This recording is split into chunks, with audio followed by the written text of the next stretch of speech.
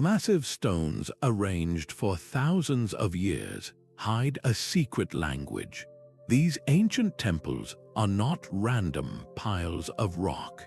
They are built from a forgotten master plan, a stone blueprint embedded with geometric and astronomical codes. This video will completely transform how you see the world's oldest ruins. We will travel to sites like Göbekli Tepe and the Great Pyramid, uncovering how their precise alignments and sacred proportions reveal a sophisticated knowledge lost to time. By the end, you will see these structures not as crumbling monuments, but as deliberate messages from our ancestors. How did cultures separated by oceans use the same mathematical rules? Why would builders encode the movements of the stars into solid rock? What does it mean to look at a temple and see a page from a cosmic instruction manual? This journey reveals that the true purpose of these places is only now being understood. Are we ready to listen to what the stones have been trying to tell us? Think of a master architect's drawing, but one where the lines are not ink on paper. They are the very foundations of a temple, the angles of its walls, the specific placement of its monoliths. This is the stone blueprint, a hidden language of design where the building itself is the instruction manual. It is the idea that ancient builders encoded their most profound knowledge directly into their constructions, using geometry, astronomy, and sacred mathematics. These were not just practical guides for construction. They were spiritual maps intended to connect the earthly realm with the cosmic order. Researchers like the archaeologist John Anthony West proposed that structures like the Great Pyramid were not tombs alone, but physical expressions of universal principles.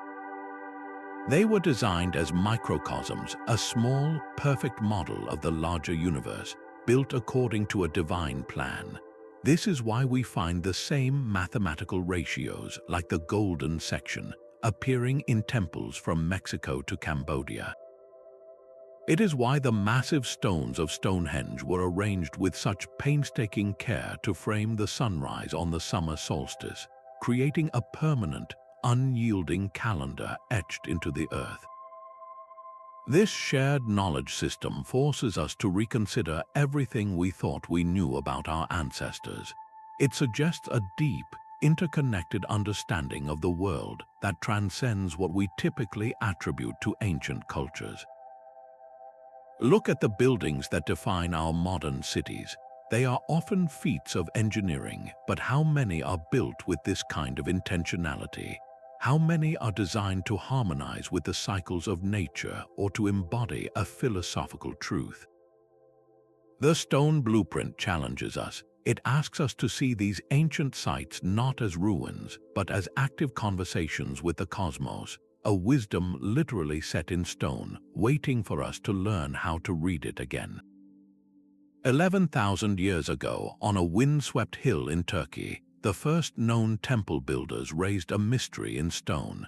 Göbekli Tepe is not just old, it is foundational, a complex of rings made from colossal T-shaped pillars that predate writing, metal, and even settled farming. These are not simple posts holding up a roof. Each pillar is a carved monument, a dense gallery of animal art. Foxes, cranes, and scorpions intertwine across the limestone, their forms sharp and deliberate. The pillars themselves are arranged in precise circles, a pattern so intentional it whispers of a grand design. The archaeologist Klaus Schmidt saw more than just a ritual space. He proposed that this entire layout was a mirror of the night sky, a stone constellation map where each monolith marked a specific star or celestial event. The very shape of the pillars, that distinct T-form, might represent stylized human figures, perhaps ancestors or watchful deities, making the entire enclosure a congregation of stone beings frozen in time. This transforms the site from a building into a story. The carvings are not random decorations. A scorpion might signal a specific constellation, while a flock of birds could tell a creation myth. This was a three-dimensional blueprint for a worldview, where the earthly and the cosmic were woven together through architecture. Nearby sites like Navali Sori share this symbolic language, suggesting a regional tradition of building with meaning. To stand among these rings is to look at a page from a lost instruction manual. It is a manual that does not explain how to build a wall, but why. It instructs on how to orient a community to the heavens, how to encode memory in rock, and how to see a temple not as a place of shelter, but as a living dialogue with the universe. Thousands of years after the rings of Göbekli Tepe, another island culture was perfecting this language of stone. On the sun-drenched coast of Malta, the megalithic temples of Haga Kim and Mnajdra rise from the earth.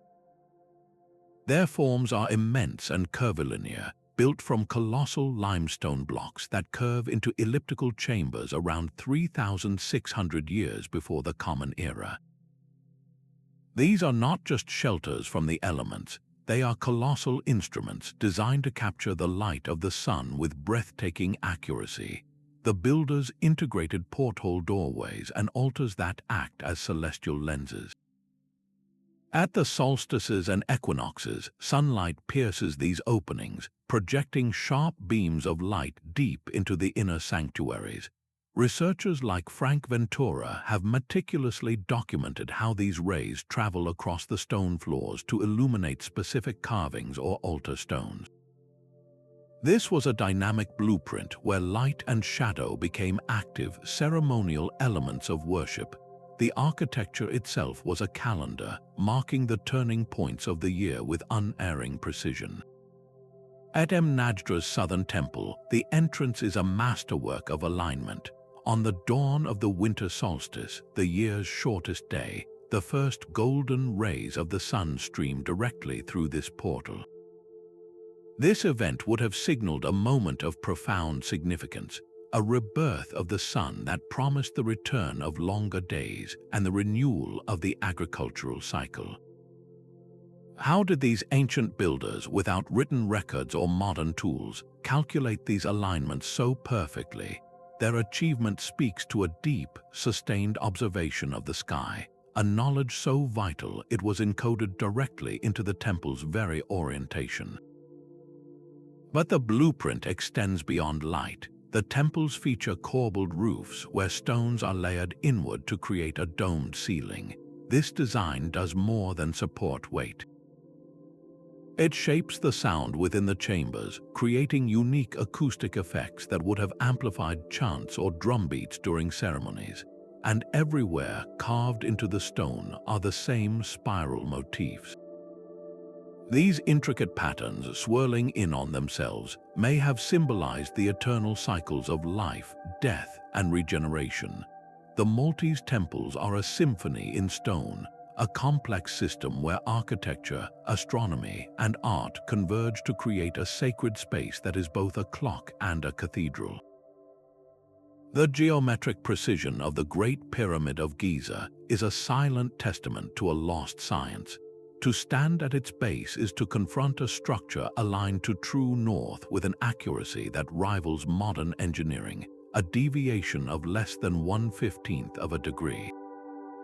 This was not a fortunate guess. It was the result of a master plan, a geometric blueprint executed on a scale that defies simple explanation. The pyramid's very shape encodes mathematical constants. The ratio of its perimeter to its height approximates the value of pi, while the proportions of its inner chambers and external form resonate with the golden ratio. These are not random numbers, they are fundamental relationships found throughout nature, from the spiral of a seashell to the arrangement of petals on a flower. By embedding these principles into stone, the builders were creating a model of universal harmony, a physical representation of cosmic order. Egyptologists like Mark Lehner point to the internal architecture as a celestial map. The so-called air shafts leading from the king's chamber are not for ventilation. They are precisely angled tunnels targeting specific stars, most notably the belt of the constellation Orion. This was a deliberate act of mirroring, a way of connecting the pharaoh's final resting place with the eternal cycles of the heavens. The pyramid texts, the oldest known religious writings in the world, describe the pharaoh's soul joining the stars. The pyramid itself was the machine for this journey. Its shafts and chambers a three-dimensional roadmap for spiritual ascent. How did they achieve such staggering accuracy? The quarries reveal stones cut with incredible precision, likely using copper tools and abrasive sand. For leveling the massive foundation, they may have used simple yet effective water-filled trenches as giant levels. Citing tools and a deep understanding of astronomy allowed them to orient the entire structure to the cardinal points. Why go to such extraordinary lengths for a tomb? For the ancient Egyptians, the pyramid was far more than a memorial. It was a device for resurrection and a guarantee of eternal order. Its perfect geometry was a fortress against chaos, a permanent statement in stone that the cosmos was rational and the pharaoh's place within it was assured. This was not just engineering, it was philosophy rendered in limestone, a blueprint for eternity. The same geometric principles appear in temples across the globe, a silent vocabulary of form. Picture the compass and straightedge not as mere tools, but as instruments of revelation in the hands of a priest-architect. With them, they drew circles representing the infinite cosmos, squares symbolizing the stable earth, and triangles pointing toward the divine.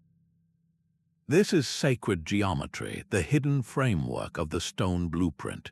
It was not just about creating strong buildings, but about encoding a vision of universal harmony into the very proportions of a sacred space.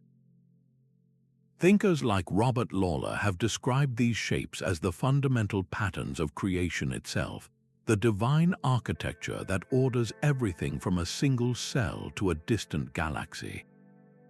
This is why we find the same forms, like the Vesica piscis, appearing in traditions worlds apart. This shape, formed by the overlap of two circles, was seen as a symbol of the intersection between the spiritual and material worlds, a geometric womb from which all other forms could be born. The Fibonacci sequence, a series of numbers where each is the sum of the two before it, manifests in the spiraling patterns of sunflowers and nautilus shells. Ancient builders saw this same rhythm as sacred, embedding its proportions into their designs to make a temple feel as naturally beautiful and perfectly ordered as something found in the wild. Look at the Parthenon in Athens. Its facade is a masterclass in the golden ratio, a specific proportional relationship celebrated for its aesthetic perfection. Every column, every space between them, is calculated to create a structure that feels inherently balanced and alive to the human eye, resonating with the same proportions we unconsciously recognize in nature. This geometric code guided the entire layout of a temple. A floor plan might begin with a square representing the earthly domain. Upon this foundation, architects would construct a dome, a hemisphere symbolizing the vault of heaven. The entire building thus became a microcosm, a small universe in itself. Inside Chartres Cathedral, the great labyrinth etched into the stone floor is not a maze to get lost in, but a geometric puzzle for a moving meditation. Walking its path was a spiritual journey, a physical enactment of a sacred pattern leading toward a central point of enlightenment. Recognizing these patterns fundamentally changes our perception of ancient wisdom. It reveals that these builders were not merely stacking stones, they were philosophers and cosmologists using geometry as a bridge between the seen and the unseen. A temple becomes a living diagram, its walls and arches speaking a silent language of cosmic order, inviting us to understand the universe not through equations, but through space, form, and light. Dawn breaks over the green hills of Ireland, and for a few precious minutes on the winter solstice, a narrow beam of sunlight pierces the darkness inside the 5,000-year-old tomb of Newgrange. It streams through a precise opening above the entrance, a roof box built by its ancient architects to capture this single, fleeting event. This was not an accident of design. It was a deliberate act, a celestial trigger encoded into stone to mark the year's turning point, a promise of light returning after the longest night. This profound connection between architecture and the cosmos is a cornerstone of the stone blueprint, where temples act as terrestrial mirrors for the heavens above. At Chichen Itza, the Great Pyramid of El Castillo transforms into a serpent of light and shadow during the equinoxes. As the sun sets, the stepped corners cast a series of triangular shadows down the northern staircase, connecting at the bottom with a stone serpent head. The effect is a massive, undulating diamond-backed snake slithering down from the sky, a manifestation of the feathered serpent god Cuculcan. This spectacle, witnessed by thousands each year, was engineered with impeccable precision, a permanent celestial calendar written in stone and shadow. High in the Andes, Machu Picchu's Intihuatana stone, the so-called hitching post of the sun, served a similar purpose. This intricately carved granite pillar functioned as a sophisticated solar clock. On the equinoxes, the sun would stand directly above it, casting no shadow at all, a moment of perfect balance between light and dark that was central to the Inca worldview. Archaeoastronomers like Anthony Aveni have dedicated their work to decoding these alignments. They reveal that ancient societies used their temples as grand observatories, tracking the sun, moon, and stars to manage their entire world. This knowledge was not abstract. It dictated the agricultural cycle, telling farmers exactly when to plant and when to harvest. It governed the timing of sacred rituals, ensuring ceremonies were performed in harmony with cosmic forces. It even structured political power, as the ability to predict celestial events demonstrated a direct link to the divine. The methods were often elegantly simple yet profoundly effective. Builders used natural horizon markers, citing the sunrise or moonset between specific mountain peaks or across deliberately placed standing stones. The scale of this ambition is staggering at a place like Carnac in France. Here, over 3,000 megalithic stones stretch for miles in parallel rows. These are not a random forest of rock. Research suggests these immense alignments correspond to the extreme rising and setting points of the moon over its long, 18.6-year cycle. Imagine the generations of observation required to note these subtle shifts in the sky, and the communal effort to translate that knowledge into a permanent stone record stretching toward the horizon. What profound understanding faded when these practices were forgotten? We lost more than just a method for telling time. We lost a worldview where heaven and earth were intimately connected, where human life was a conscious part of a greater cosmic dance.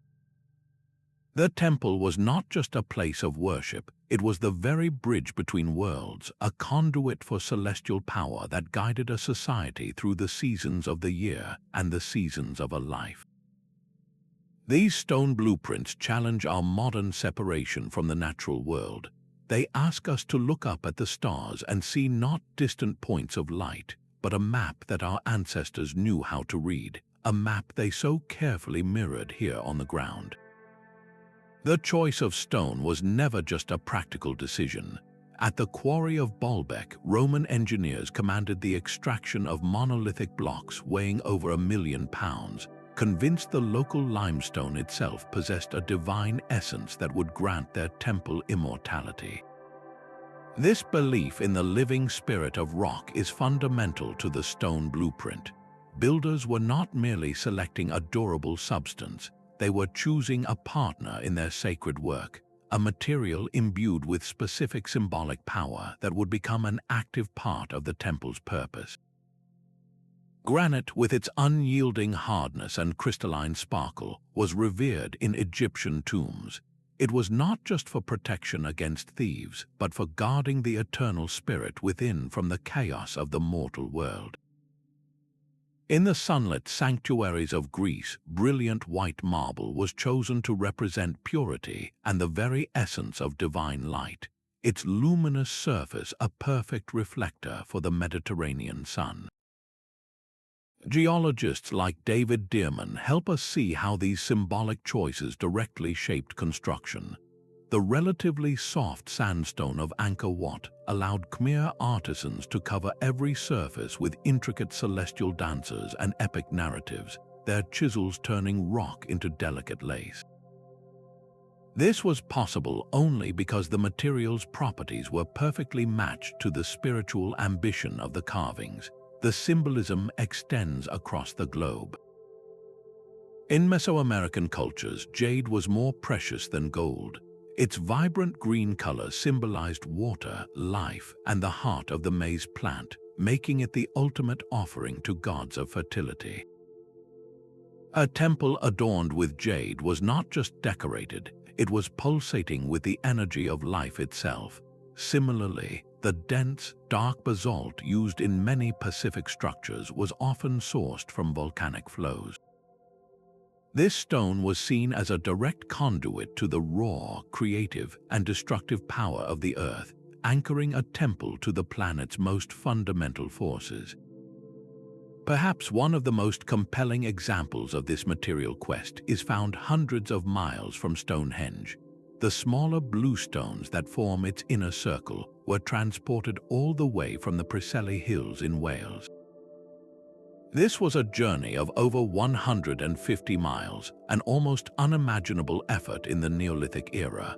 Why? Modern analysis suggests these particular stones were prized for their unique acoustic properties, ringing like a bell when struck, or perhaps for perceived healing qualities, turning the Great Circle into both a musical instrument and a center for well-being.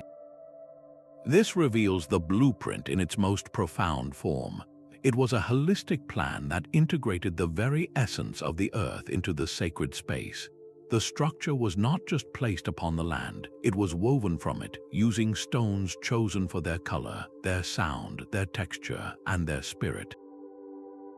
Why go to such extraordinary lengths? Because for these master builders, the temple was a living entity. Its power came not only from its shape and alignment, but from the life force of the materials themselves, ensuring the sacred dialogue between humanity, earth, and cosmos would literally be built to last for eternity. The stone blueprint extends far beyond solid walls and silent chambers. It flows with water, an element as sacred as the rock itself. In the deep stepwells of India, like the breathtaking Chand Bayori, architecture and water become one. This is not a simple hole in the ground. It is a colossal, inverted pyramid, a cascade of 3,500 symmetrical steps descending into the Earth's cool embrace. The design is a masterpiece of geometry and function, providing a reliable water source for the community while creating a profound spiritual journey. To walk down these steps is to symbolically descend into the underworld, moving from the harsh sunlight toward the dark, still waters of renewal. The well was a living part of the temple complex, a place for ritual purification where the physical need for water merged completely with its symbolic power as a source of life and a gateway to the divine. This seamless integration of the practical and the sacred is a hallmark of the global blueprint. Centuries earlier, in the Indus Valley, the city of Mohenjo-Daro constructed the Great Bath. This meticulously engineered pool, lined with precise brickwork and sealed with a layer of natural tar, was equipped with a sophisticated drainage system. It was not merely for bathing. It was a center for community ritual, where the act of cleansing the body was a metaphor for spiritual purity and social order. The water itself represented the primordial cosmic ocean from which all life emerged. This concept of water as a sacred, controllable force reaches its zenith in the mountains of Peru. The Inca site of Chichen is a marvel of hydraulic engineering. Here, a complex network of stone canals, fountains, and aqueducts dances down a terraced hillside. Hydraulic engineer Charles Ortloff has demonstrated how these features were not just for irrigation. They were a dramatic display of the Incas' mastery over water, a divine element they called Yunu. The channels controlled the flow with such precision that they created visual and auditory spectacles, turning the movement of water into a ceremonial performance that celebrated life and abundance.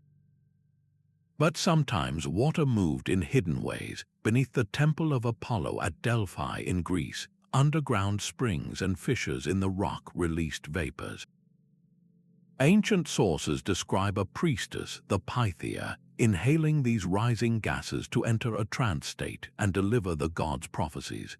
While the exact geological mechanisms are still studied, the principle is clear. The temple's blueprint incorporated these subterranean forces, making the very earth and water beneath the sanctuary an active participant in the oracle's power. Similarly, the Maya city of Palenque was built around a mountain spring. The rulers engineered an aqueduct to channel this water under the main temple plaza, creating a man-made river that echoed the mythic underworld river from their creation stories. The sound of flowing water would have been a constant, sacred presence during ceremonies. How did water become a living part of the architectural plan? These systems reveal that the blueprint was never static. It was a dynamic design that encompassed the flow of elements. A temple was not just a mirror of the starry sky. It was a microcosm of the entire natural world, complete with its own sacred waters, its own controlled rains, and its own symbolic oceans, all engineered to remind those within that the cosmos is not only above, but also flowing all around and even beneath their feet. Deep within the hypogeum of Malta, a word spoken in a low voice does not simply fade away. It lingers, echoing with a resonant clarity that feels almost supernatural, as if the chamber itself is listening and repeating the sound.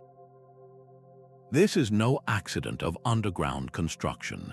It is the result of a deliberate acoustic blueprint, a hidden layer of design where the very stone was shaped to manipulate sound for spiritual purposes. Researcher Stephen J. Waller has found that many prehistoric sites adorned with rock art also possess remarkable acoustic properties, their curved walls and specific geometries creating strong echoes and sound reflections. This suggests that the experience of these places was never meant to be purely visual. The art was to be seen while the space itself was to be heard, the two senses intertwining to create a more powerful, immersive ritual. The builders were not just artists and astronomers, they were the world's first acoustic engineers. They understood that sound could shape human consciousness, that certain frequencies and reverberations could alter perception and facilitate a connection to the divine. In the resonant caves where Tibetan monks chant, the sustained low frequencies of their voices are known to produce brainwave patterns associated with deep meditation and heightened awareness. Ancient cultures seem to have discovered this same principle, engineering their temples to be natural amplifiers for such transformative sounds. This sonic intentionality is evident in the magnificent Greek theater of Epidaurus. Its brilliant design, based on precise mathematical proportions, allows a whisper uttered on the stage to be heard with perfect clarity by a spectator in the very last row, high above. This was not merely a feat of audibility. It was about ensuring that every sacred word, every line of a ritual drama, reached every single participant, binding the community together in a shared auditory experience. The effect is even more symbolic at the Mayan pyramid of Kukulkan. A single clap of hands at its base produces a sharp, chirping echo that cascades down the stone steps, a sound that strikingly mimics the call of the revered Quetzal bird. In Mayan cosmology, the Quetzal was a sacred messenger, a creature that moved between the earthly world and the heavens. The architects, in their genius, had designed the staircase to function as a sound mirror, transforming a human gesture into what would have been perceived as a direct divine reply. What messages were these spaces built to convey? The Acoustic Blueprint reveals that temples were multisensory portals. The goal was not simply to house rituals, but to actively generate a spiritual encounter through the physical vibration of sound. It asks us to reconsider the silence we now attribute to these ruins. They were never silent. They were alive with chants, drumbeats, and spoken prayers, all amplified and shaped by the stone to guide the mind toward realms beyond the ordinary. The final approach to the oracle at Delphi was never a simple walk. It was a carefully orchestrated ascent along the sacred way, a winding path up the mountain flank, deliberately lined with treasuries and monuments offered by rival city-states. Each step was a psychological preparation, a slow shedding of worldly concerns, moving the pilgrim from the chaos of the political world toward the clarity of divine prophecy. This was the blueprint of procession, an architectural plan where the journey itself was the first and most crucial ritual. The path was not just a means to an end, it was the mechanism of transformation. This principle of choreographed movement is etched into sacred sites across the world. In the vast temple complex of Karnak in Egypt, the primary axis runs in a straight line from the banks of the Nile directly into the deepest, darkest sanctuary of the god Ammon. This was a deliberate reenactment of the sun's journey. Worshippers would move from the bright, life-giving river, symbolizing the world of the living, through a series of progressively darker and more restrictive halls, courtyards, and pylons. This physical passage mirrored a symbolic death, a stripping away of the self, before potentially witnessing the ritual rebirth of the god in the inner sanctum. The entire route was a narrative in stone, with the architecture itself guiding the participant through a profound spiritual story. Archaeologist Elizabeth Block-Smith highlights how these pathways were punctuated with specific stations for ritual acts. A pilgrim might pause at a particular court for ceremonial ablutions, washing both body and spirit before proceeding. Another niche might be designed for the leaving of offerings, a physical act of devotion that marked a transition into a more sacred state. These were not random pauses, but mandatory steps encoded directly into the landscape, ensuring the journey was as important as the destination. The use of elevation was a universal tool in this sacred choreography. The steep stairways of Machu Picchu are a powerful example, their ascent demanding physical effort that mirrored the spiritual struggle to reach a higher plane. Climbing was an act of devotion, each breathless step a small sacrifice, making the final arrival at the Sun Temple or the Intihuatana stone a hard-won moment of connection with the divine. This idea extends to the great pilgrimage routes that stretch across continents. The Camino de Santiago in Spain, a network of paths leading to the Cathedral of St. James, is famously aligned with the Milky Way. Medieval pilgrims called it the Field of Stars, using the galaxy as their celestial map.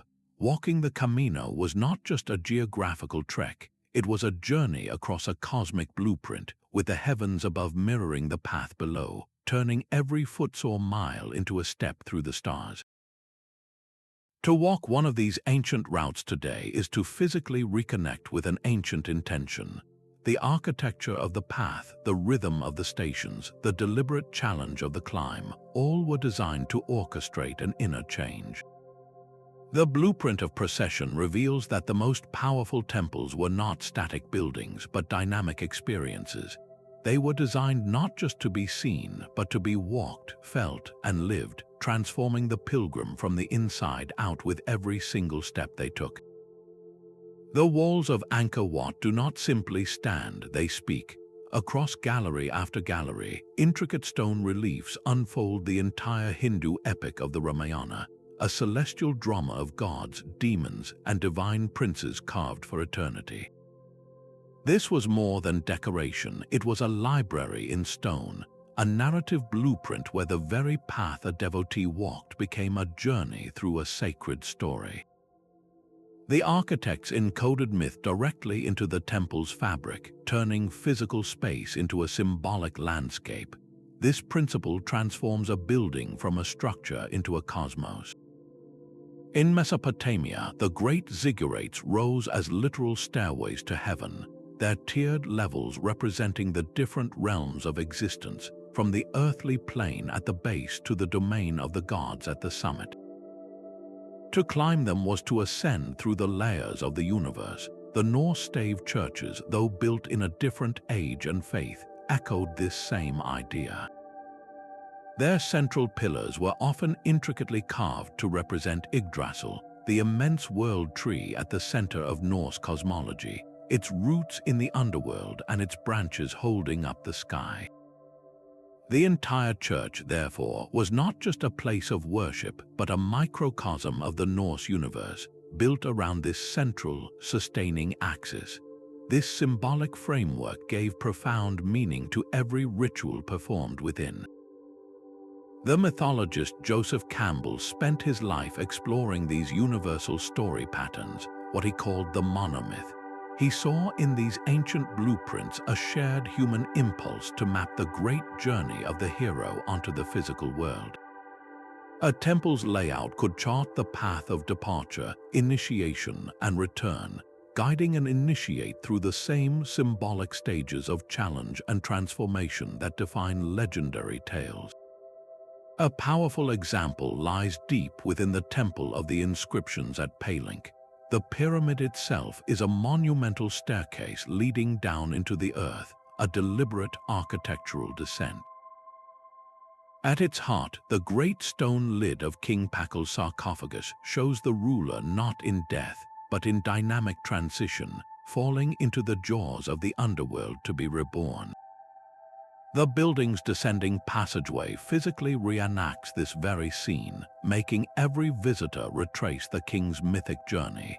What universal concerns were these stories built to address?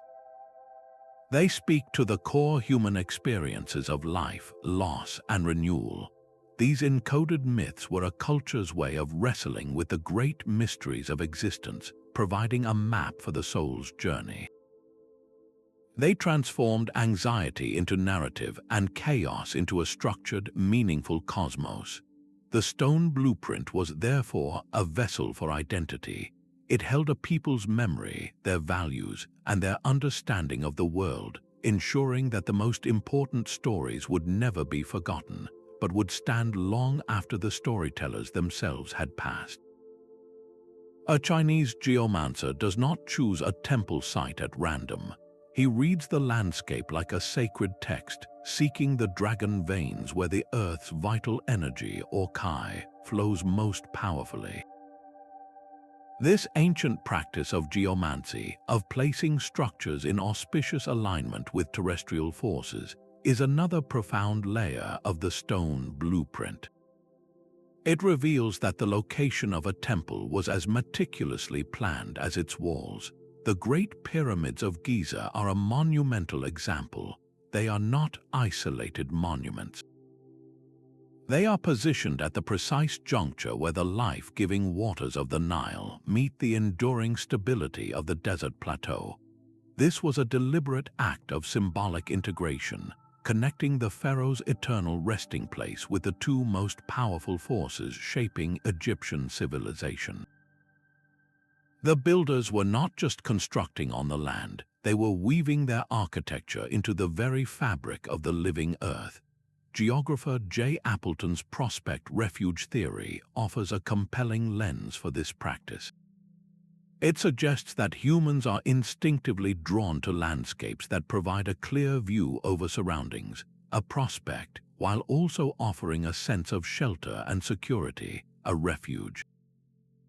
Ancient builders intuitively understood this. A temple perched on a hill like Glastonbury Tor in England commands a sweeping prospect of the surrounding countryside, while its elevated position creates a natural refuge, a place set apart from the mundane world below. This combination of visibility and seclusion inherently amplifies a site's sacred aura, making it feel both powerful and protected. This idea extends to the controversial concept of ley lines. In the 1920s, amateur archaeologist Alfred Watkins proposed that ancient sites across Britain were connected by straight alignments, which he called ley lines. While mainstream archaeology largely dismisses the idea of these lines as intentional energetic pathways, the phenomenon itself is intriguing. The fact that so many sacred sites can be connected by straight lines speaks to a possible shared system of siting, where prominent natural features served as markers for navigation and territorial organization.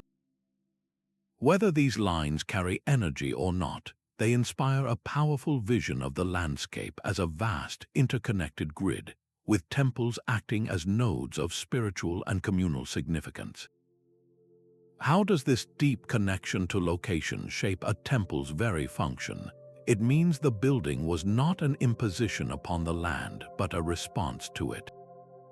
The geomantic blueprint reflects an ecological wisdom, a recognition that human structures should harmonize with, rather than dominate, the spirit of a place. A temple built at a powerful confluence of water, or upon a specific geological fault line, or aligned with a distant mountain peak, was participating in a dialogue with forces far greater than itself. This was architecture as an act of resonance, ensuring that the sacred space did not just exist on the land, but truly belonged to it. The Babylonian scribe's stylus moved across the clay tablet, not just measuring a temple court, but weaving it into the fabric of the cosmos.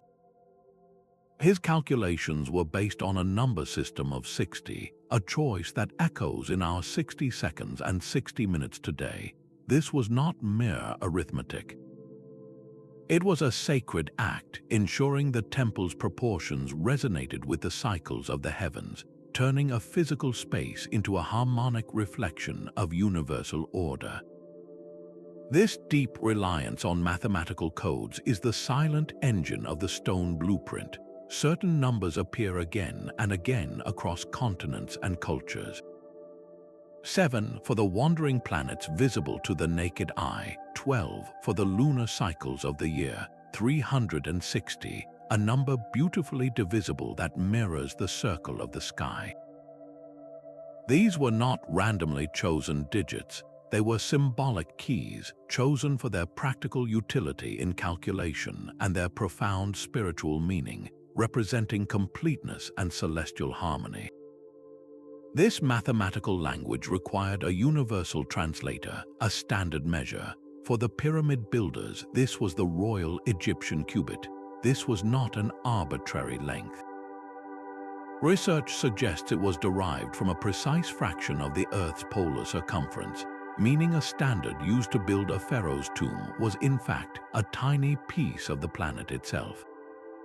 This single unit of measurement standardized the staggering dimensions of the Great Pyramid, allowing its perfect shape to be replicated across the desert with unwavering consistency. The researcher John Mitchell spent decades uncovering what he called the canonical law of number, weight, and measure. He demonstrated that many major ancient sites, from Stonehenge to Glastonbury, share hidden proportional relationships. Their distances and dimensions often reduce to the same simple, elegant ratios, pointing toward the possibility of a forgotten global measuring system, a shared mathematical heritage that guided sacred construction worldwide. This coding sometimes moved beyond pure number into the very letters of language. In the traditions of gematria used in the design of Hebrew temples, each letter of the alphabet also held a numerical value. This meant that a sacred word or name could be summed into a number, and that number could then be physically expressed in a building's dimensions. The name of a god could literally dictate the height of a doorway or the length of a hall, infusing the architecture with a hidden, potent layer of meaning. The result of this numerical devotion is breathtakingly visible in places like the Jain temple of Ranakpur in India. Here, a forest of 1,444 marble pillars rises toward a carved ceiling, each one a unique sculpture of intricate detail. Yet, despite their apparent individuality, every single pillar conforms to an overarching geometric pattern. The entire chaotic-seeming beauty is governed by an invisible mathematical grid, a perfect balance of infinite variety within unyielding order. Why would cultures go to such extraordinary lengths to encode numbers into stone? These numerical patterns provided a universal language, one that transcended spoken words and local customs. They were a way to ensure that a temple was not just a building, but a true embodiment of eternal truth. Through precise calculation, the builders could create a space that felt inherently right, that harmonized with the deep, often unconscious, human recognition of natural order and cosmic rhythm. The blueprint was written in the only language timeless enough for the task, the silent and perfect language of mathematics. The stone blueprint was never a final draft. Stand beneath the soaring dome of the Roman Pantheon, where light pours through the central oculus as it has for nearly 2,000 years. This structure began as a temple to all gods of the ancient world, a perfect geometric sphere inscribed in a cube. Yet its story did not end with the fall of Rome.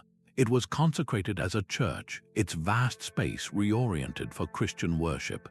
The original pagan purpose was gently layered over, not erased, the building's divine proportions now serving a new faith. This is the blueprint as a living document, a plan that breathes and adapts across the centuries. The most enduring sacred sites are not frozen in time, they are dynamic, constantly reinterpreted by each new generation to meet changing cultural, religious, and even environmental needs.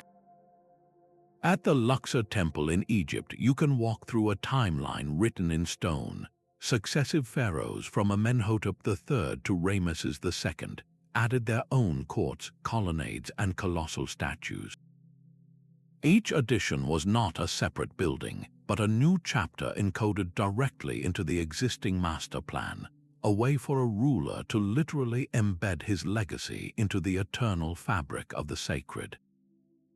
This process of adaptation often involved a gentle transformation of meaning. Archaeologist William Y. Adams documented how in Nubia, early Christian communities encountered ancient pagan temples. Rather than destroying these powerful places, they repurposed them. They painted crosses over the carved images of Egyptian gods, converting the halls of Isis and Osiris into spaces for a new worship. The underlying architectural power of the site remained, its spiritual resonance now channeled through a different symbolic language. Sometimes the adaptations were driven by necessity. The brilliant Inca masons of Machu Picchu designed their walls with a seismic secret. Their polygonal stones, cut with such precision that a knife blade cannot slip between them, are assembled without mortar. In an earthquake, these stones shift and settle, dancing within their tightly locked joints before settling back into place once the shaking stops.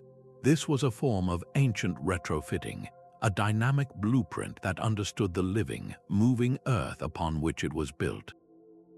Perhaps no single structure embodies this continuous evolution more than Hagia Sophia in Istanbul. It began as the grandest cathedral of Christendom, its massive dome a seemingly impossible feat of engineering. After the Ottoman conquest, it was converted into a mosque, its Christian mosaics covered with plaster and majestic minarets added to its silhouette. In the modern era, it became a museum, a monument to its own layered history. Each transition absorbed the innovations and beliefs of the era, the blueprint expanding to hold centuries of devotion within its walls. How does this inherent adaptability ensure a temple's longevity? It reveals that the true power of the stone blueprint is not in its rigidity, but in its resilience. These were not static monuments meant for a single moment in time. They were conceived as living traditions, their core architectural genius providing a stable foundation upon which countless new meanings could be built. A temple that can change with the times, that can welcome new prayers while honoring its old stones, becomes more than a building. It becomes a permanent part of the human story, a conversation across millennia that never truly ends. A world away from the pyramids, on a remote Pacific island, the silent Moai stand guard. Their colossal heads with strong brows and set mouths share an uncanny resemblance to the massive stone heads carved by the Olmec in ancient Mexico. Separated by a vast ocean, these two cultures produced monumental art that speaks a similar visual language. This is not an isolated coincidence. It is a thread in a global tapestry where the same architectural themes appear again and again across continents, as if following a shared, invisible blueprint. From the Americas to Asia, temples were consistently oriented to the cardinal directions, their foundations squaring the circle of the earth. They were built with a reverence for megaliths, enormous stones that conveyed a sense of permanence and power. The very forms they used, circles and squares, seemed to be a universal vocabulary. The circle often represented the celestial, the eternal cycles of the sun and stars, while the square symbolized the earthly, the stable, ordered domain of human life. The anthropologist Claude Lévi-Strauss observed that this fundamental duality, this binary opposition of heaven and earth, appears in the mythologies of cultures that never met. More than just a story, this concept was physically built into their sacred spaces. You can see this cosmic map made real in the Buddhist stupa. Its design is a perfect model of the universe, with a hemispherical dome representing the vault of heaven, built upon a square base that grounds it to the world. Walking around its base in a meditative circle is a spiritual journey through this symbolic cosmos. On the other side of the planet, the Native American kiva serves a strikingly similar purpose. This circular, often underground chamber is a sacred microcosm. Its roof, supported by 4 pillars, symbolizes the 4 cardinal directions holding up the sky, while the entrance ladder represents the axis through which people move between the underworld, the earthly plane, and the heavens above. The architectural parallels are equally compelling in the West. The great trilithons of Stonehenge, 2 vertical stones capped by a horizontal lintel, find their echo in the temples of Malta. At sites like Haga Kim, the same post and lintel construction frames doorways and chambers, a testament to a widespread megalithic culture that understood the power and stability of this simple, profound form. What do these deep structural similarities truly reveal?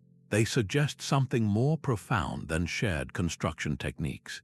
They point to a fundamental human drive to create order from chaos, to build a sacred center where the community could align itself with the perceived harmony of the cosmos.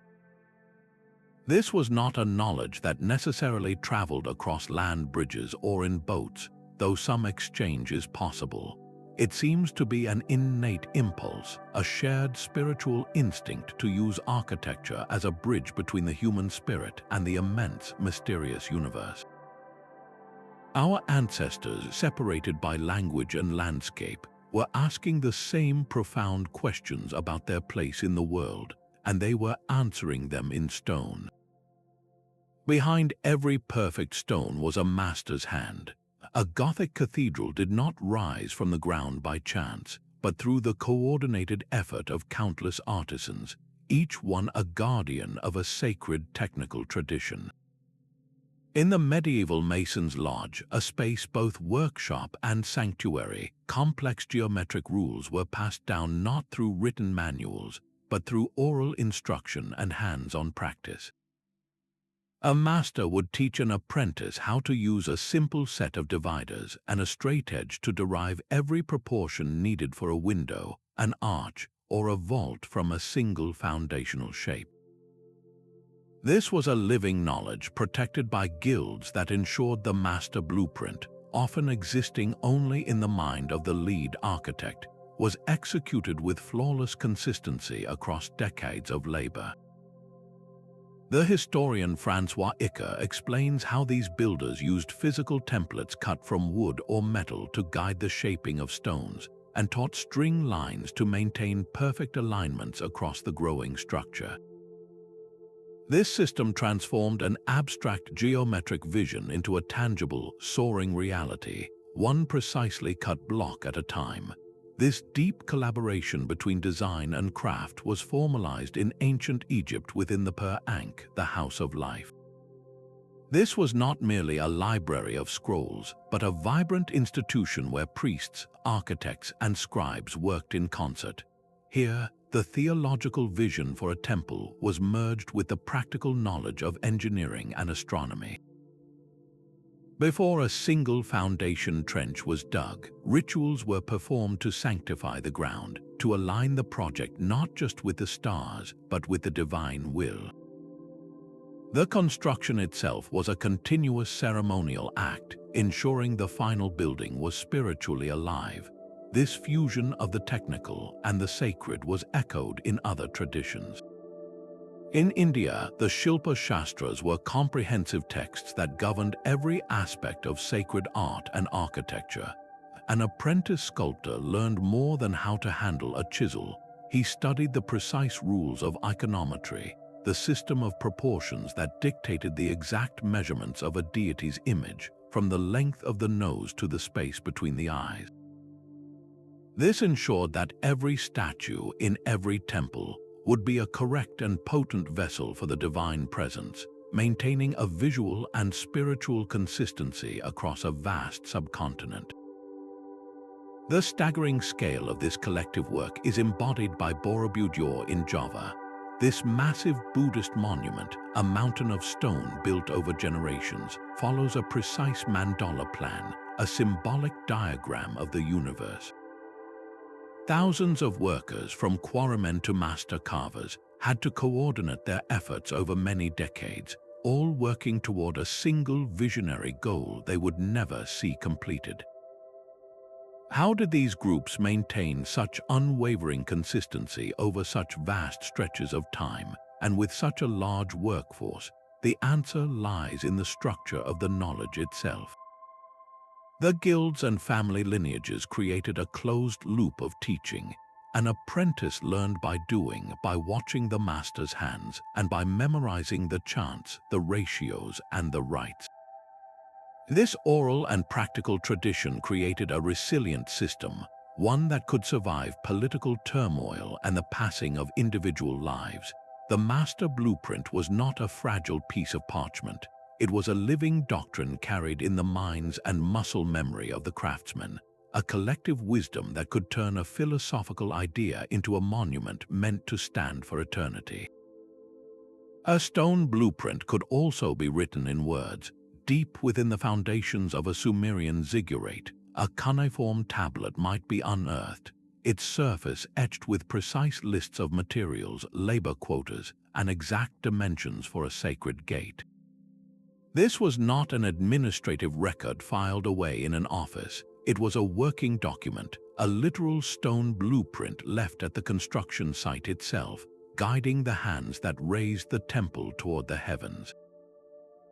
For some cultures, the architectural plan was incomplete without written language, using inscriptions to provide direct instructions, spiritual dedications, or the very cosmological story the building was meant to embody. The famed Rosetta Stone, the key that unlocked Egyptian hieroglyphs, was itself a piece of temple architecture, a decree inscribed on a granodiorite slab to be displayed for all to see. Its three parallel scripts show how text was woven into the physical and political fabric of sacred space, an integral part of the built environment. Epigraphers like David Stewart have devoted their lives to decoding the intricate glyphs on Mayan stelae, the tall, freestanding stone monuments that stood before pyramids. These are not just royal boasts, they are precise records of celestial events, detailing the movements of Venus or the occurrence of an eclipse, events that directly dictated the temple's orientation and the timing of the rituals performed within its shadow. The building and the text were two parts of a single communicative act, a permanent union of cosmic observation and architectural form. This textual guidance reaches its most systematic form in the Hindu agamas, ancient scriptures that serve as comprehensive manuals for temple construction. Texts like the Manasara provide exhaustive detail, prescribing the exact measurements for every element, from the depth of the foundation trench to the proportional height of the spire. A master builder did not design from personal whim. He followed a divine recipe, ensuring that the final structure would be a correct and potent vessel for the divine presence, its proportions harmonizing with universal law. This fusion of narrative and structure is beautifully evident in the marble frieze of the Greek Parthenon. This continuous band of sculpture, once wrapping the inner chamber, depicts a grand procession of citizens, a celebration of civic and religious life. The art is not merely decoration applied to the building, it is the building telling its own story, the architectural narrative made visible. The procession marches toward the eastern facade, directly toward the depiction of the gods, physically guiding the viewer's eye and spirit along a path of devotion, making the act of looking at the temple an act of participation in its sacred purpose. What do these texts ultimately teach us? They offer a rare and direct window into the minds of the builders. We move beyond speculation to hear their stated intentions, to understand the precise astronomical alignments they valued, and to see the spiritual laws they believed were necessary to encode in stone. The written word completes the blueprint, giving voice to the silent geometry and allowing the stones to speak their purpose clearly across the centuries. The sacred sanctuary also served as a stronghold. The massive walls of the Temple of Jerusalem enclosed a spiritual center and a fortress, its towering gates and fortified courtyards designed to safeguard both the faithful and the nation's most sacred treasures during periods of conflict. This was a blueprint where the divine and the defensive were seamlessly merged, a practical response to a world where spiritual power attracted worldly threats. High atop the Acropolis in Athens, the Grand Propylaea Gate was more than a ceremonial entrance. It was a heavily fortified checkpoint, a bottleneck controlling all access to the sacred precincts below, ensuring that the city's heart was protected even as it remained open for worship. Military historian John France observes that across medieval Europe, monasteries were often built with thick, encircling walls and sturdy watchtowers. These were not just places of quiet contemplation, but communal refuges for the surrounding population. Their sacred purpose expanded to include the physical protection of an entire community. The design itself could become a weapon against invasion. At the ancient citadel of Mycenae, the famous Lion Gate is set at a sharp angle within a massive wall, forcing any approaching enemy into a narrow, exposed corridor where defenders could rain down projectiles. This labyrinthine approach confused and slowed attackers, turning the very path to the sacred space into a deadly tactical advantage. Far to the east, the stunningly ornate temples of Khajuraho in India were constructed on high, raised platforms. While their soaring spires reach for the heavens, this elevation also served a terrestrial purpose, making the temples easier to defend. With limited, easily monitored entry points, the complex could be secured against potential raids, protecting the wealth and artisans within.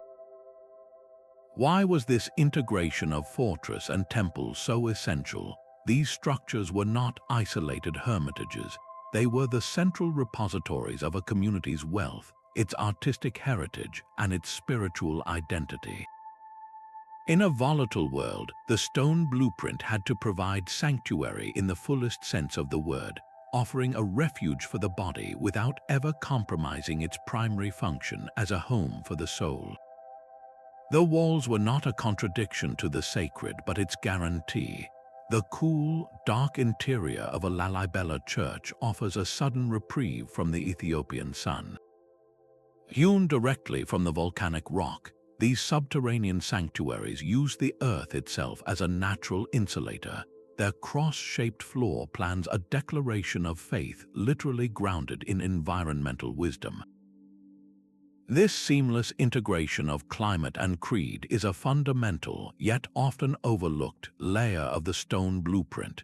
Sacred architecture did not simply resist the elements, it conversed with them, creating spaces that were both physically comfortable and spiritually profound through their deep harmony with the local world. In the deserts of Petra, the Nabatean engineers were masters of this art. They carved their magnificent temples directly into the rose-red cliffs, but their genius extended to the very surface of their city. Elaborate systems of channels and cisterns captured scarce rainwater, channeling it through the complex, while shaded courtyards and strategically positioned colonnades created cooling microclimates that offered refuge from the intense heat. The architect Hassan Fathi dedicated his career to rediscovering these ancient principles of passive climate control. He documented how traditional Egyptian designs used massively thick stone walls to absorb the day's heat, only releasing it slowly during the cool night.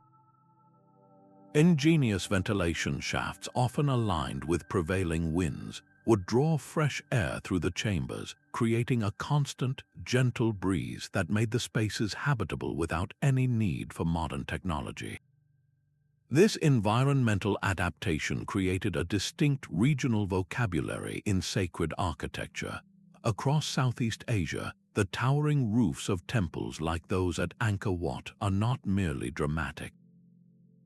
Their incredibly wide, sweeping eaves are engineered to handle the torrential monsoon rains, throwing water far from the delicate bas-reliefs and foundation, while also providing deep shade.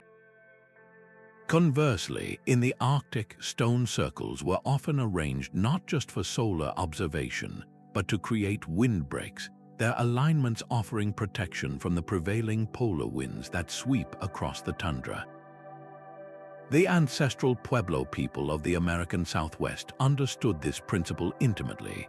Their kivas, the circular ceremonial rooms central to community life, were constructed partially underground. This design tapped into the Earth's stable thermal mass, keeping the space remarkably cool in the scorching summer and consistently warm during the cold desert winters. This created a perpetually comfortable environment for rituals, a sacred space literally rooted in the constant temperature of the Earth itself. How does this practical adaptation actually enhance a temple's sacredness? It demonstrates that the blueprint was not an imposition of human will upon a passive landscape. Instead, it was a respectful dialogue. A temple that remained cool in the heat or dry in the rains was seen as a space in balance, a place where the natural order was honored and harnessed. This functional harmony became a physical manifestation of spiritual alignment, proving that the divine was not separate from the world, but worked through its very climate, its rocks, and its winds. A temple was more than a bridge to the heavens, it was the very heart of a city.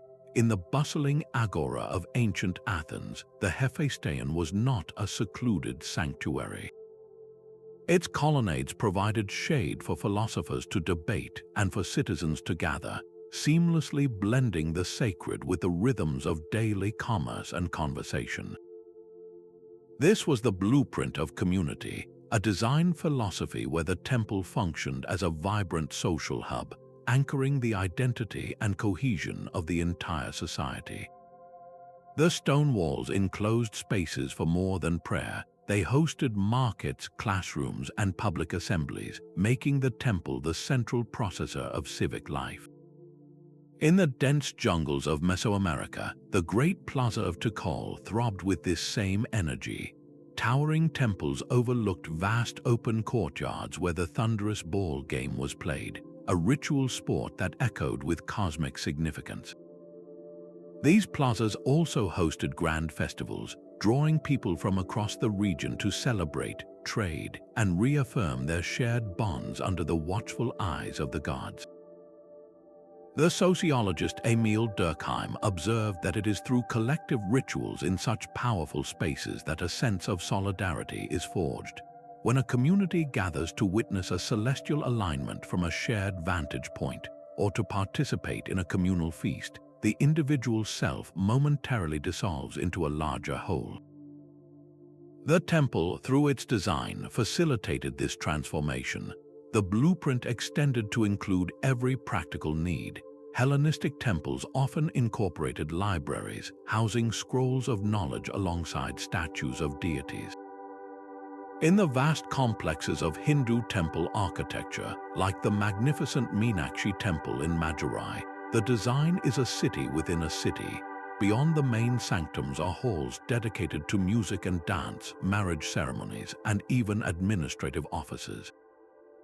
Sprawling kitchens prepared food for thousands of devotees daily, turning worship into a communal meal. How did these multifunctional designs ultimately serve society? They illustrate that the true purpose of the stone blueprint was to foster human connection. A temple that fed the hungry, educated the curious, and hosted the celebrations of a lifetime was not merely enshrining a deity. It was nurturing the living, breathing spirit of the people themselves. It was a constant reminder that the sacred could not be separated from the community it was built to sustain. A miniature clay temple, small enough to hold in your hands, was the first step toward a ziggurat that would scrape the sky of ancient Mesopotamia. This was not a toy, but a functional prototype, a three-dimensional sketch that allowed architects and priests to walk around their vision, to debate proportions, and to secure the approval of a king before a single foundation brick was laid. These scale models were the physical bridge between the abstract blueprint and the monumental reality, a space for experimentation and perfection long before the immense cost of labor and material was committed. The Romans elevated this practice into a precise science. For a structure as ambitious as the Pantheon's dome, architects would first construct intricate wooden frameworks and detailed wax models. These preliminary designs allowed them to solve the complex physics of the vault, to visualize the flow of weight and stress, and to ensure that their celestial vision would stand for centuries. The planning could be even more immediate. At the Temple of Apollo in Didyma, art historian Lothar Haselberger made a stunning discovery. Etched directly onto the high interior walls of the building itself were the full-scale incised blueprints for its own columns. These finely carved lines and curves were the master template, a one-to-one guide that stone carvers could follow with absolute precision, ensuring that every flute and capital matched the architect's grand design. This meticulous process of testing and refinement is dramatically visible in the shadow of the Great Pyramid at Giza. Deep within the bedrock, archaeologists have uncovered what are known as trial passages. These are not part of the pyramid's final interior, but a full-scale practice ground. Here, crews experimented with the angles, the stone-cutting techniques, and the logistics of moving massive blocks through confined spaces. They worked out the kinks in their methods here, in this hidden workshop, making their mistakes and learning from them far from the sacred perfection of the pharaoh's final tomb. While most of these preparatory artifacts have been lost to time, a precious few medieval parchment plans for cathedrals have survived. These detailed drawings, often drawn on vellum with remarkable accuracy, show the elevation of a nave or the intricate geometry of a rose window. They were the portable master instruction that could be carried from the mason's lodge to the bishop's chamber, aligning the spiritual ambition of the church with the practical genius of the builder. What does this profound commitment to preparation tell us about these ancient innovators? It reveals a culture of profound foresight and intellectual humility. They understood that a vision, no matter how divine, required a method. The blueprint was not a static command, but a living idea that had to be tested, adjusted, and proven in miniature or in practice before it could be entrusted to eternity. This was innovation in its most patient form, a deliberate dance between the dream and the stone, where every step was planned with a care that itself feels sacred. The direction a temple faces is its first and most profound statement. A Buddhist stupa does not simply welcome the morning light, it aligns its entire being toward the dawn, framing the rising sun as a direct manifestation of enlightenment within its eastern gate. This is the deep symbolism of orientation, a directional code written into the very foundations of sacred sites worldwide.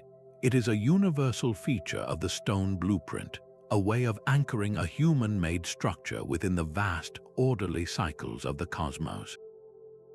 In Hindu tradition, temples almost invariably face the east, a gesture of reverence to Surya, the sun god, whose first rays are meant to purify the inner sanctum and awaken the divine energy within. In Islam, the Qibla wall in every mosque creates a powerful, unifying axis, aligning all prayer not toward a local landmark, but toward the spiritual center of Mecca, connecting every individual's devotion into a single, global congregation. This directional intent is not always as simple as the four cardinal points. Archaeologist Gordon Freeman's work reveals that some Neolithic stone circles in Britain exhibit deliberate off-cardinal alignments. These subtle shifts do not point to the solstice sun, but to the more complex 18.6-year cycle of the lunar standstills, the points where the moon appears to pause at the extremes of its journey across the horizon. This demonstrates an astonishingly long-term and nuanced observation of the sky, a knowledge so precise it was encoded into the landscape with permanent stone markers. The orientation of a building fundamentally shapes the experience within its walls. Consider a grand Christian cathedral where the primary axis traditionally runs from west to east. As the sun sets in the west, its fading light streams through the magnificent stained glass of the western rose window, flooding the long nave with a final, fiery burst of color. This daily spectacle transforms the setting sun into a metaphorical death and resurrection, a visual sermon in light and glass that leads the eye and the spirit toward the altar in the east. This principle of alignment extends to earthworks as well. The Great Serpent Mound in Ohio, a massive earthen effigy, curves along a ridge with its open jaws positioned to point directly toward the summer solstice sunrise. To stand at its head on that specific dawn is to witness the universe aligning with an ancient design, the serpent seeming to consume the first light of the longest day. Why did this specific direction matter so deeply to cultures separated by oceans and millennia? It was about more than marking a calendar. It anchored the temple in a living cosmological narrative. The entrance was not merely a doorway, it was a portal. To step across that threshold from the correct direction was to symbolically enter the divine order itself, leaving the chaotic, ordinary world behind and stepping into a space where heaven and earth were perfectly aligned. Deep within the inner sanctum of an Egyptian temple, a space sealed from the outer world, a priest performed rituals in near total darkness. His every movement was dictated by a celestial clock, the timing of his prayers aligned to the movements of stars and planets through shafts and apertures built into the very stone around him. This was not a random performance. The chamber itself was a script, its architecture a set of stage directions for a ceremony designed to maintain cosmic order. The ritual requirements did not just happen within the building, they were the reason for its specific blueprint. In Minoan, Crete, the sprawling palace of Knossos featured lustral basins, sunken rooms reached by short flights of stairs, which scholars believe were used for ritual purification before ceremonies. Nearby, the central courts, flanked by precisely positioned pillars, may have served as the stage for the famed bull leaping rite, a dangerous act of acrobatic devotion where the architecture framed a sacred drama of human and animal power. These spaces were engineered to facilitate a specific, transformative experience. The anthropologist Victor Turner described such spaces as liminal zones, thresholds where an individual leaves their ordinary status behind to enter a state of possibility.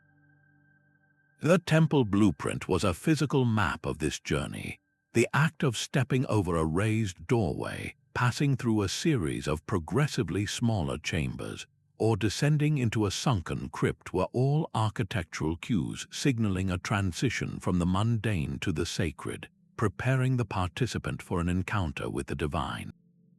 The placement of the altar was a critical part of this design. In a typical Roman temple, the main altar stood outside the building in a public courtyard. This deliberate placement allowed the entire community to witness the sacrifice, to see the smoke rise and smell the burning offerings, integrating the civic body into the ritual act even as the inner sanctum remained reserved for the priests. This design reinforced a social hierarchy while fostering communal unity. Contrast this with the ancient Zoroastrian fire temples of Persia. Here, the entire architecture revolved around a central chamber housing an eternal flame. All rituals, all prayers, and the very orientation of the building focused on this sacred fire, a symbol of divine truth and cosmic order. The blueprint ensured that this single, unwavering element was the heart around which all spiritual life pulsed. How do these designs amplify the power of ritual? They remove the element of chance. By encoding the ceremony into the walls and pathways, the architects created an environment where every step, every glance, and every sound supports the spiritual intention. The space becomes a resonant chamber for belief, guiding the participant through a preordained journey of transformation. It is here that the stone blueprint reveals its ultimate purpose, not as a passive container, but as an active participant in the sacred, a machine for making the intangible real. The principles of the stone blueprint did not vanish with the ancient world. They echo in the sweeping curves of Frank Lloyd Wright's Fallingwater, a home that seems to grow directly from the rock and waterfall it embraces. Wright championed an organic architecture, a philosophy deeply resonant with the geomantic wisdom of old, proving that the ancient drive to harmonize structure and landscape is a timeless pursuit. Modern architects continue to draw from this well of ancient knowledge, rediscovering the power of sacred geometry, sustainable siting, and spaces that serve multiple human needs. In New Delhi, the Baha'i House of Worship rises like a blooming lotus, its 27 marble petals a direct translation of the mandala, a sacred geometric symbol of the universe, into a contemporary place of unity and peace. Across the world, the Getty Center in Los Angeles is designed to capture the sun, its travertine stone and carefully angled courtyards creating dynamic patterns of light and shadow that change through the day, much like the solar temples of antiquity that honored the sun's journey. Architectural theorist Christopher Alexander spent his career identifying what he called a pattern language, a set of recurring design solutions that make places feel alive and whole. His patterns for welcoming entrances, light-filled rooms, and communal gathering spots feel less like new inventions and more like a rediscovery of the intuitive rules that guided ancient builders. This ancient influence now informs the most forward-thinking sustainable design.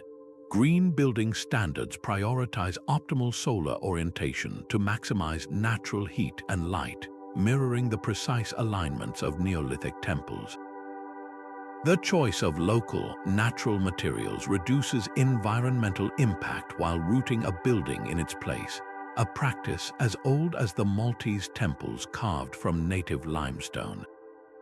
You can even find the Fibonacci spiral, that ancient code of growth and beauty, expressed in the swirling ramps of modern museums and the elegant proportions of building facades, creating a subliminal sense of balance that resonates with our innate sense of order.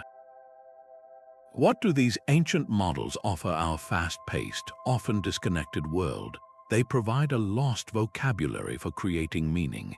They remind us that a building can be more than a shelter.